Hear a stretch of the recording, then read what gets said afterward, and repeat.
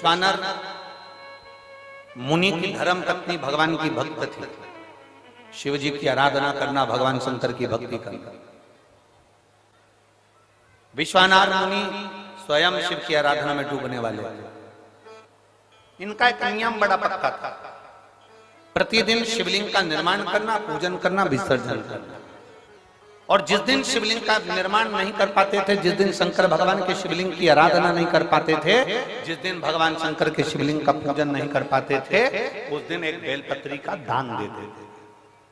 शिव पुराण खरीद के लाओ, उसको पढ़ो। शिवर वाला महाराज झूठ तो नहीं बोल रहा, पढ़ो।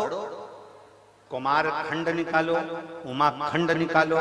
शिव महापुराण का कुमार खंड, उमा खंड निकाल कर पढ़ो, जिसके अंतर्गत लिखा हुआ है एक बेलपत्री का दान किसके बराबर होता है। तो कहा 1.25 मन सोने के सिंहासन पर शालिग्राम जी की मूर्ति को बिठाकर सोने का श्रृंगार कर कर किसी ब्राह्मण को दान दिया जाता है, उससे 1000 गुना दान बड़ा एक बेलपत्री का दान के बराबर। गोरखपुर की शिवपुराण को लाओ, पढ़ो और अध्ययन करो। अध्ययन करने पर तुम्हें मिलेगा कि शालिग्राम भगवान की शिला को सोने के सिंहासन पर बिठाकर, सोने और हीरे से सजाकर जो दान करने का पुण्य मिलता है, वो पुण्य केवल एक बेलपत्री के दान से मिल जाता है। केवल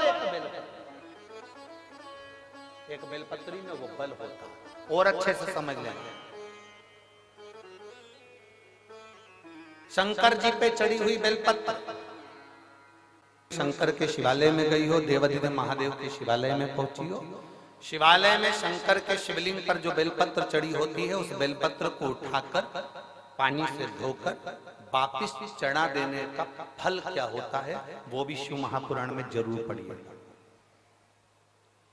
तारा बाबा की कुटिया में कथा चल रही है और श्री गुरु शिव पुराण चल रही है, जरा ध्यान से सुनना इसको, बहुत सावधानी से कथा का स्मरण करिएगा।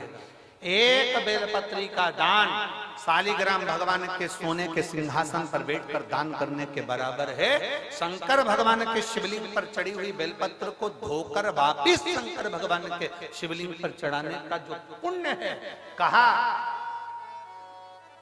भारत की भूमि पर 26,000 जो पवित्र नदियां बनी हैं, उन नदियों में आप स्नान कर कर आएंगे और चारों धामों का दर्शन, 12 ज्योतिर्लिंग का दर्शन, आप सारी सप्तपुरियों का दर्शन कर कर आएंगे। उसका जो पुण्य फल होगा, एक बेलपत्री को शंकर पर से उठाकर मिलाकर वापिस शंकर को चढ़ाने का ये फल हमें तुरंत प्राप्त हो जाता है। शंभो